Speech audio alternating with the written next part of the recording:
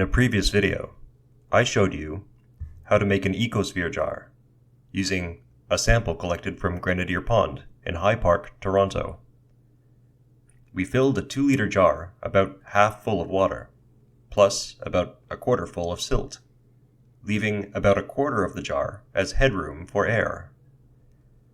After getting this sample, and getting stung by about 1,000 of these red ants, I returned home and showed you the result, with some macro shots of the fauna that were already visible, over some spooky Moog organ music. I was trying to make it sound like an old science class video, and I'm not sorry, and I'll do it again. The shot of the jar was so murky that it was barely visible, and some of you asked to see what it looks like after it settles. So, here it is, 10 days later. It's more clear now, but developing a green tint from suspended algae. Some new life forms are visible, and many of the ones that were there on the first day are still there. The snails are out in force, and they seem to be multiplying. I think I caught some in the act of multiplying this morning, in fact, but I didn't get any shots of mollusks on the job, unfortunately. For all I know, they could have been fighting. They don't all look exactly the same. Maybe there are competing species?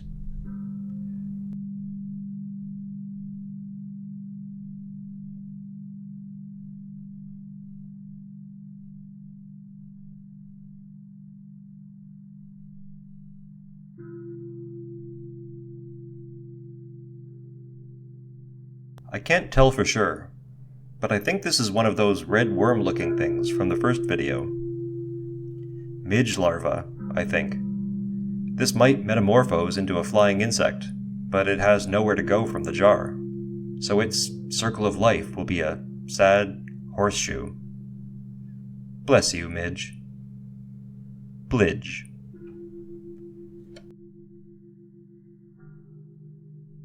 We can't find any of the thin annelid worms we saw on day 1. Tube effects, I bet.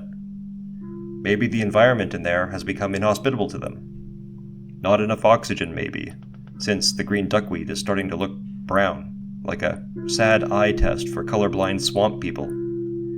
Instead, we see a lot of these pink splotches in the silt layer. Maybe this is some kind of dormant phase for the worms? Or maybe the worms are dead, and these are splotches of some kind of bacteria. I don't know. Do you?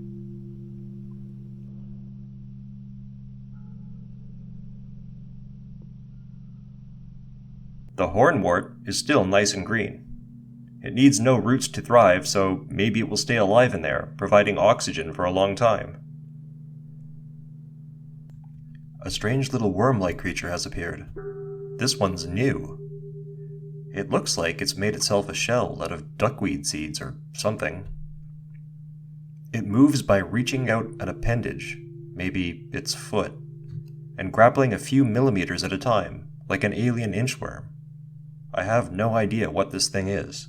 Note that most of these clips are slowed down to 25% to better show the motion of the creatures.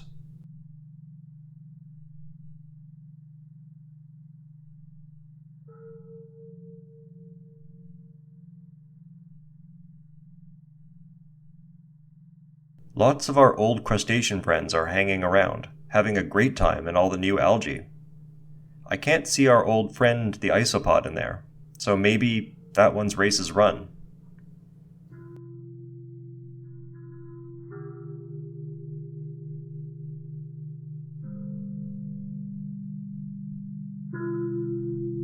Plenty of these copepods though, like this pregnant one.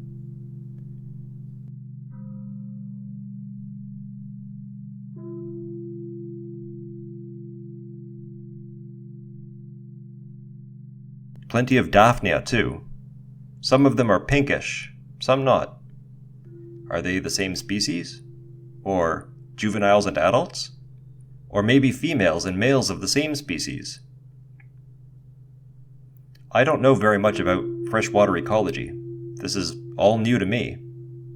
A curious little show-and-tell science project, not an experiment or even an educational video.